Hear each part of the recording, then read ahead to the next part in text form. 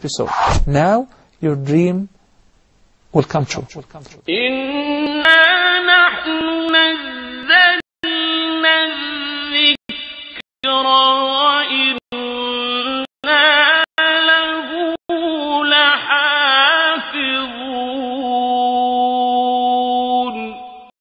Islam is keeping up the pace. Islam is for every race. Bismillah, alhamdulillah, we're back here watching the beauties of Islam, and we've been talking about something called fiqh, the understanding or jurisprudence in Islam. And one of the things that we've discovered is that there are different opinions on some of the so-called minor issues in Islam. We discussed the salah. There's some other things too about in fasting, exactly what time do we begin the fasting in the morning. And should we begin so many minutes before the adhan or right at the time of the adhan? And then exactly some of the points of the Hajj. When do I say this and when do I say that? The point that's important on all of this is to realize that all of the great teachers of Islam said essentially the same thing.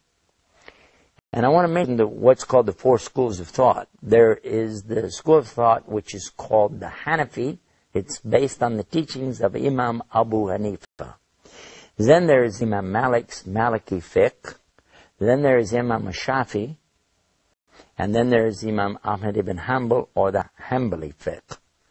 Now, so that you'll know that all of these gentlemen, all of these great teachers of Islam, they all lived in succession. They were not exactly at the same time. Abu Hanifa was the first in succession, and before he died, though, he got to meet Imam Malik. And before he died, he was one of the teachers of Imam Shafi. Before he died, he was one of the teachers of Imam Ahmad ibn Hanbal. And so that you understand, none of them were coming with a new religion. And all of them were basically taking from the Quran and the teachings of Muhammad so that the people could continue to perpetuate and preserve this way of life called Islam.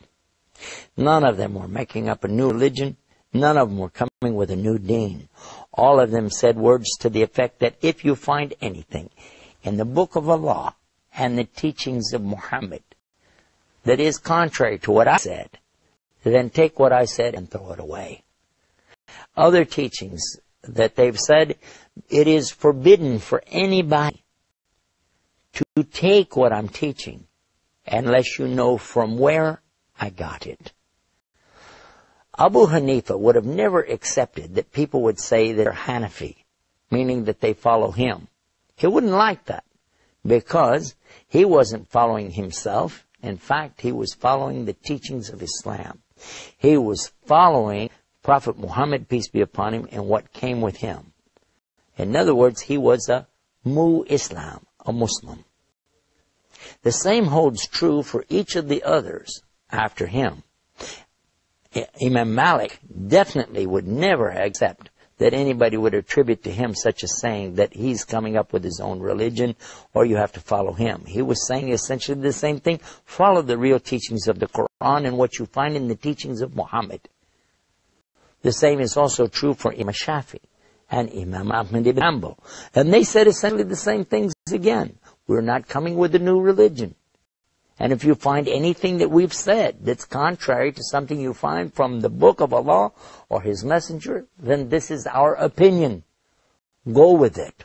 Take that.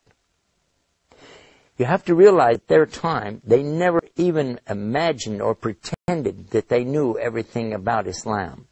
In fact, they said that if you found other teachings, meaning because they knew that Islam was going wide and being spread by many people, and there were many teachings of hadith or sayings of Muhammad that they had not received yet, had not reached them yet.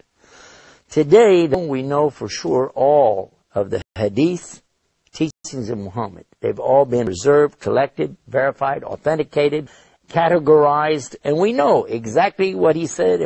We know what he didn't say. We know what he did. We know what he didn't do. There's more been written about Muhammad, peace be upon him, than any other human on earth today. So from this, we can easily determine what was taught. So if we find something in the teachings of Abu Hanifa that isn't in accordance with the most authentic hadith, then it's fine for us to go ahead and look at those authentic hadith and consider that. But I caution you, and I caution myself, not to make that move, not to make that adjustment. Don't leave these teachings of your great teacher until you consult with a contemporary teacher today. Someone you can go to and ask him for some help and understanding, because you might be accidentally taking something out of context or applying it the wrong way. So be sure to go to your teachers. Go to authentic sources. Go to the people of knowledge today. And there are many, so many good teachers today in many countries.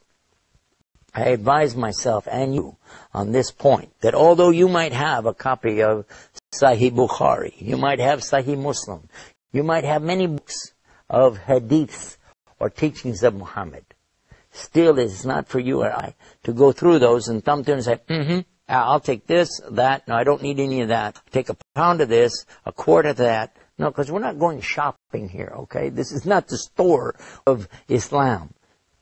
Instead, if you find something that seems different to you, take this now to the teachers, the scholars of Islam, for help.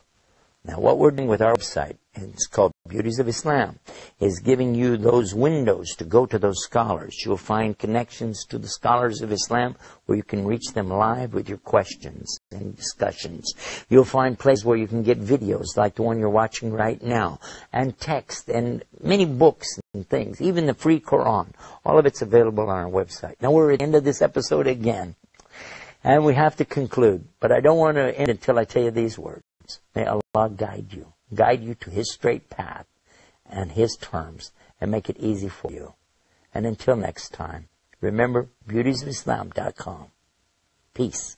Assalamu alaikum wa rahmatullah. Islam is peace, Islam is ease.